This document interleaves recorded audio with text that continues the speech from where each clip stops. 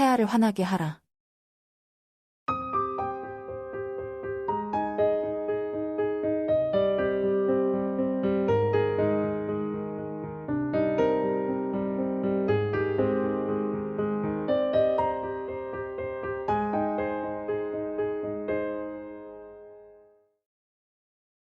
일장 운명을 선택하다.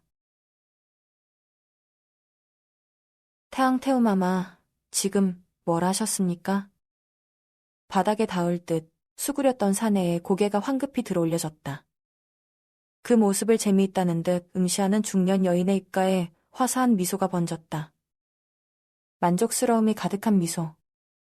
여전히 고운 얼굴에 담긴 미소는 말의 내용과는 상관없이 숨막히게 아름다웠다.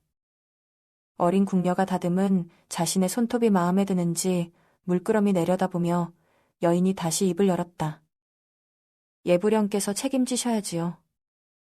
우리 황상을 황후 잡아먹는 천하의 불운한 사내로 만방에 알리셨으니 말입니다. 부드럽지만 살얼음처럼 서늘한 저희가 숨겨진 목소리였다. 사내의 얼굴이 백지장처럼 새하얗게 질렸다. 그것은 이미 도성 안에서 신부감을 찾을 수 없으니 아쉬운 대로 속국에 공주라도 드리려 한 것인데 아래 것들 입단속 하나 제대로 못하셔서 이 사달을 만드셨으니 어쩌겠습니까? 책임 지셔야지요. 여인의 얼굴에 가득 담긴 저희가 너무도 정확하게 읽혀 미칠 노릇이었다. 예부령 단무원의 얼굴이 고통스럽게 일그러졌다. 그가 바닥에 머리를 박았다. 차라리 죽여주시옵소서. 마마, 예부령을 죽여서 뭐 한답니까? 쓸데없는 일이지요. 너무도 편안해서 소름이 돋는 여인의 목소리였다. 심장 저 어딘가가 텅 비는 것만 같았다. 결정하세요. 네? 여인의 얼굴이 조금 더 가까워졌다. 눈이 부시게 곱지만 세월을 이길 수 없는 주름이 시선에 들어왔다. 이 사태를 책임지고 단가 전체의 멸문을 자초하시든지 아니면 그냥 딸 하나를 내어주시든지 말입니다. 마마. 무언이 바닥에 납작 엎드렸다. 온몸이 벌벌 떨릴 지경이었다. 우리 태주국 황실대가 끊기게 생겼는데 내가 못할 게 무엇입니까? 그 말에 담긴 진심을 읽으며 예부령 단무원이 천천히 눈을 감았다. 제게 주어진 결정 따위는 없었다. 어찌 되셨습니까? 하얗게 바랜 얼굴로 기다시피 태왕태후에 궁을 나온 단무원의 곁으로 예부대서 사주안이 달려왔다. 딸 하나를 잃어야 할 모양이네. 네? 경악으로 일그러지는 사주안의 얼굴을 바라보던 단무원이 주룩 바닥으로 무너져 내렸다. 안타까운 시선으로 그를 내려다보는 사주안의 얼굴도 흑빛이었다. 이 모든 것이 황제의 혼사 때문이었다. 태주국의 젊은 황제, 윤. 여인이라면 그 누구라도 한눈에 심장을 빼앗길 만한 외모와 훤칠한 체격, 그리고 총명함까지 갖춘 그는 단 한 가지 문제를 안고 있었다. 혼인만 하면 황후가 비명행사를 하는 아주 사소한 문제를. 태주국이라면 모르는 이가 없는 끔찍한 사건이 벌어진 것은 바로 7년 전과 3년 전이었다. 그렇게 두 번의 혼인식 날밤, 윤은 첫날 밤조차 치러보지 못하고 2명의 황후를 차례로 잃어야 했다.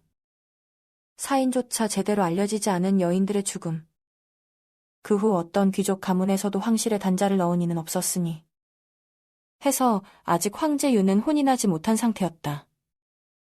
황실로서는 뭐라도 방법을 찾아야만 했고, 그래서 생각해낸 것이 아직 태주국의 사정을 제대로 알지 못하는 속국 공주를 황후로 맞이하는 것이었다. 그 막중한 임무를 띠고 속국들을 돌던 예부령 단무원. 그의 애절한 노력에도 불구하고 그만 황제 윤의 끔찍한 비밀이 속국 왕실들에 알려져 버린 것이다. 누가 상상이나 했겠는가. 예부를 수행하던 병사들의 입이 그리 가벼울지. 해서 이제 정말 그 어디에서도 황후를 찾을 수 없게 된 황실에 최고 어른 태왕태후는 극단적인 선택을 할 수밖에 없게 된 것이리다. 아니, 대감. 나빛이 왜 그러십니까? 금방이라도 쓰러질 듯 파랗게 질린 얼굴로 들어서는 단무원의 모습에 부인 소씨가 다급히 달려왔다. 태왕태후께서 혹여.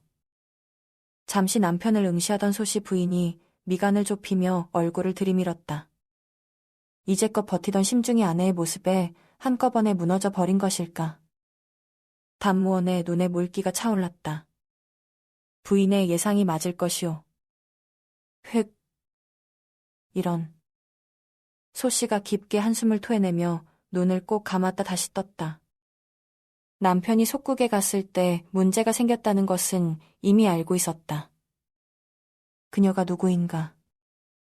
태주국 최고 상단인 소가상단의 작은 단주다.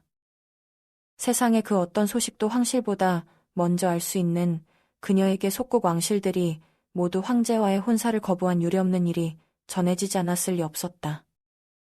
이제 어떤 방법도 찾을 수 없는 태왕태후. 그 집요한 여인이 남편에게 책임을 물을 것은 자명한 일이었고. 이 일을 어찌한단 말이오. 부인. 거절하면 어찌하신답니까? 거래의 내용을 알아야 한다. 혹 재산이라면 타협해볼 만도 하니까. 한데 흑빛으로 일그러지는 남편의 얼굴을 보니 아무래도 그건 아닌 모양이었다. 불안이 머리 뒤편까지 잠식해왔다. 우리 가문의 멸문까지 각오하라는 명이요. 단단히 작심을 하셨군요. 태왕태후께서. 뭐, 이제 어쩌겠습니까? 해봐야지요. 부인. 낮게 한숨을 한 번 내쉰 후 아무렇지도 않게 말하는 아내의 모습에 단무원의 얼굴에 경악이 어렸다. 그 아이의 명이 여기까지라면 어쩔 수 없는 일이고 아니라면 또 압니까? 저와 대감께 세상을 가져다 줄지요. 천연덕스럽게 뱉어내는 아내의 말에 단무원이 고개를 갸웃거렸다. 듣고 보니 그도 그런 것이다. 땅이 꺼져라 고민을 해보아도 어차피 결과는 마찬가지일 터. 좋은 쪽으로 생각한다면 이보다 좋은 일도 없을 테니까. 권아. 소씨 부인이 나직하게 밖을 향해 부르자 문 앞에 커다란 그림자가 나타났다. 가서 새아 데려오거라. 네. 해서 찰박거리는 물소리 너머로 나직한 목소리가 울렸다. 물기가 어려서일까. 황제의 목소리는 다른 때보다 더 낮게 공간을 울렸다. 그 어느 나라에서도 공주를 내어줄 수 없다 했다더냐. 네. 폐하. 근심이 가득한 작은 얼굴을 깊이 숙이며 내관 미루가 풀이 죽어 대답했다. 이번에는 혹여 황후가 정해질까 내심 기대하고 있었는데 또 일이 어그러진 것이다. 예부령이 할마마 맞게 또 된서리를 맞았겠구나. 그런 것 같사옵니다. 차마 태왕태후가 예부령의 여식을 내어놓지 않으면 예부령의 가문을 멸문시키겠다고 협박을 했다는 것까지는 전할 수 없는 미르였다. 그렇게까지 해서라도 황후를 찾아야 하는 것이 현실임은 너무도 가슴 아픈 일이니까. 물론 그 아픔을 당사자가 아닌 자신들만 느끼고 있지만 말이다. 오후에 할마마마께 다녀올 것이니 연통해 놓아라. 또 마음이 상하셨을 것이니 불효의 죄를 청해야지. 무심한 얼굴로 말하며 황제윤이 몸을 일으켰다. 차륵 물줄기가 그 길고 단단한 몸을 타고 주룩 흘러내렸다. 흠뻑 젖은 요괴 위로 넓은 어깨와 단단한 가슴, 그리고 사내의 아름다운 장근육이 그대로 드러나 보였다. 에여. 그 아깝도록 아름다운 몸 위에 비단수건을 올리며 미루가 낮은 한숨을 내쉬었다. 세상 어디에 내어놓아도 그 누구에게도 지지 않을 만큼 준수하고 아름다우면 뭐 하겠는가. 황후조차 맞이할 수 없는 불운을 타고났으니 불효인 줄 아시면 좀 다른 방법이라도 찾아보시면 안 되겠습니까? 폐하? 참다 못한 미루의 입에서 무심코 나온 말에 왕의 뒤에 서 있던 호위 무사, 가희의 얼굴에 경악이 어렸다. 하지만 정작 유는 무심한 얼굴로 미루를 볼 뿐이었다.